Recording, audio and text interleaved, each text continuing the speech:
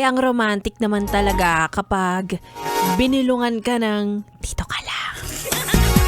Pero kabahan ka na kung mag-isa ka lang. Hala!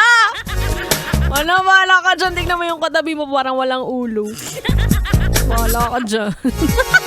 Mga yes, friend, I am back. It's me. It's a girl DJ Ganda Wanda. Kasama niyo pa rin dito sa 101.1 Yes FM. At bilang ito na nga ang huling araw ng October, marami na naman sa ating mga yes, friend ang binabalot ng takot.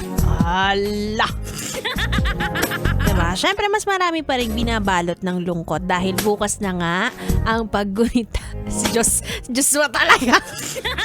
Ako tinatakot mo pa ako, hindi mo na ako matatakot ngayon. Walang ganyan.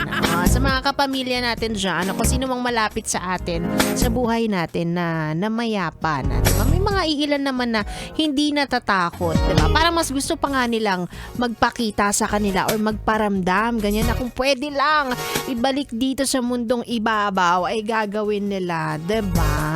Sa mga dadalaw po sa kanilang mga mahal sa buhay, mag-ingat po kayo dahil alam ko naman na ngayon pa lang may mga dumadalaw na at doon na rin natutulog, nagka-camping, 'di ba? Paalala, ang atang po ay para sa mga namayapa, hindi po para sa mga sugapa.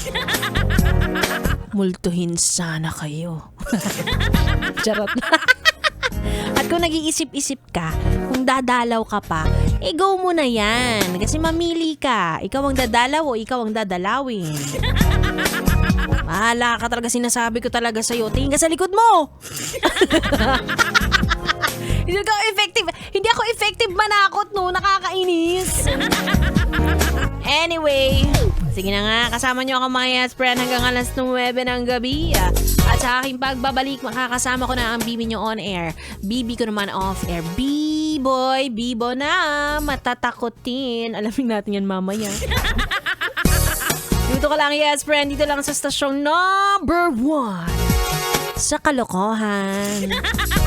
101.1 Yes FM Solid. 101.1 Yes FM.